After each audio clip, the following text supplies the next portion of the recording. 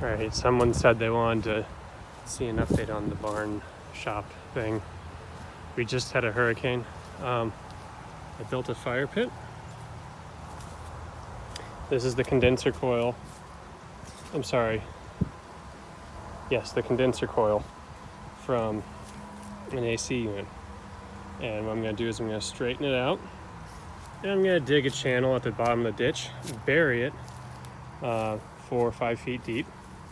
And then I'm going to circulate water through that and run it inside the shed in front of the air intake.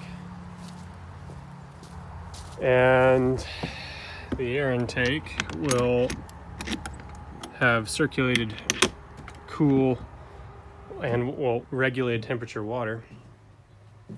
It's kind of crowded in here now. And there's an A-frame right there. That's where the air intake will come in, and it'll be like ghetto AC. I have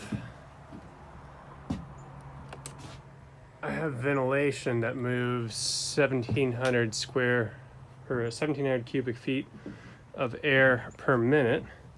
So that can evacuate this place in about an hour.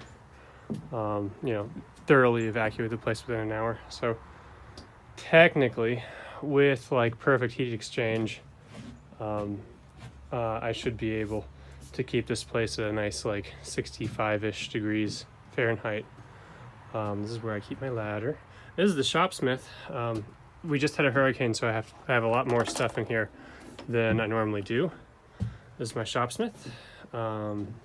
It's very neat. This is where my sink is going.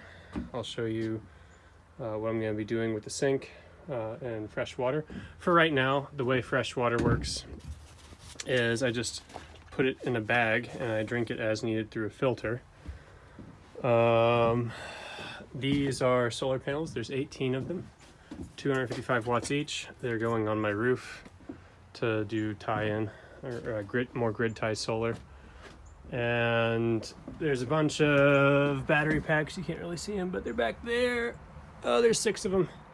And they do a bunch of power. I have some overhead lighting. Oh, this cabin table has an integrated bench vise, but it actually folds up to make a cabinet to just get all this out of the way. There's a small wood rack underneath, by the way, and there's a long wood rack here. There's a bunch of storage up there. I think you get the picture. I also have a inverter. This can do 2,500 watts of AC power. And I can charge batteries. I can power the Shopsmith for a while. I need to upgrade the storage. I also have an overhead cord for when I want to power something in the yard. Yeah, it's a good shed. It's like partially insulated. I need to finish up. There's a few spots I still need to finish insulating. I need to finish it up by putting what they called hardboard all over it. It's basically this stuff minus the holes. And I'll put that all over everywhere and it'll look very nice. Let me show you outside again to talk more about water. And I've neglected my 35-gallon tank. I haven't really been using it too much. This is my 290 gallons of storm water. Comes off the gutters there. And it's just a valve that I can do my cherry tree with and other things. But this is the 35-gallon. It's on its side so it doesn't accumulate water that's not coming through a filter sock. But this, normally, I'll alternate the hose that feeds one of the two totes. This normally goes here. This will get tied into my sink, and my sink will just vent the water like directly back underneath the shed. And let's do an audit of what kind of plants I've got going. I've got a cherry tree. It'll start producing in about 4 more years, maybe 3.5. This is a blueberry bush. I think it might be dying. This is a blueberry bush. This is a blueberry bush. This is my fig tree. My fig tree was saved. It's still kind of sketchy because it gets so much shade, so I'm gonna have to cut down that winter oak and probably a few others to get it adequate sunlight to actually produce again. But I've been trimming the heck out of this one, so there's more trimming that I have to do to get my fig tree enough sunlight. Here's my little pond. There's no rhyme or reason to the little pond. It's just something that I can do. I live next to a cornfield, so anytime any dust blows off that cornfield, I get nitrates and I get this gross looking algae, and it's not so fun. I have some algae feeders in there. I have some freshwater mussels. That is a peach tree. That is the peach tree. It produces a lot. Here's a planter with some herbs. This is my composter. I compost my house stuff with it. Over here is just regular old regulars. Not my AC units. This is my tomato plant that grows quite a bit, but only produced 10 tomatoes last year. And that's where I was keeping my solar panels, can you tell? So this is the backyard, and it's fairly nice. I have some onion grass over there. Oh, those are pineapples. These will need to get covered in the winter in order to survive. But there's quite a few of them actually. And what else do I have? I have some stuff up in the front, and I'm not growing any okra. I covered the banks with bricks and weed suppressant. So I'm figuring out what I'm going to do with these beds for now. There's not really too much that I can plant right now. Not in my area, zone 8.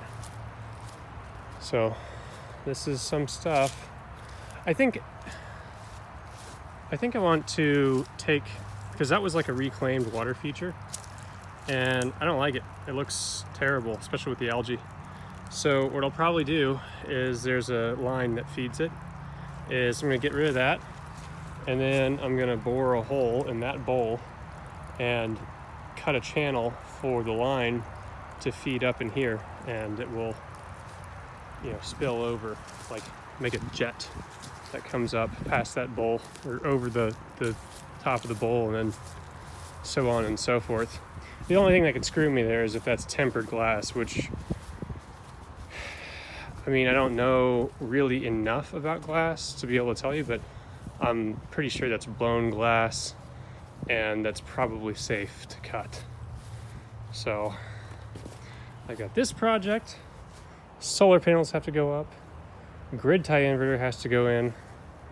And then I can start beefing up the shed for even more than 200 watts of solar for off-grid stuff. But I also have the sink to put in, but that's kind of small. Yeah, it's all right. I'd like to produce, more food, store more power.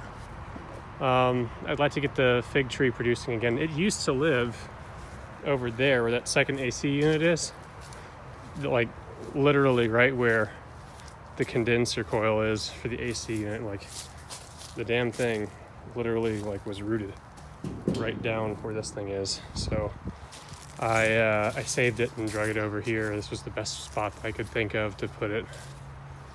It's not even really that good of a spot. It's just, like I said, it's the only spot that I could think of.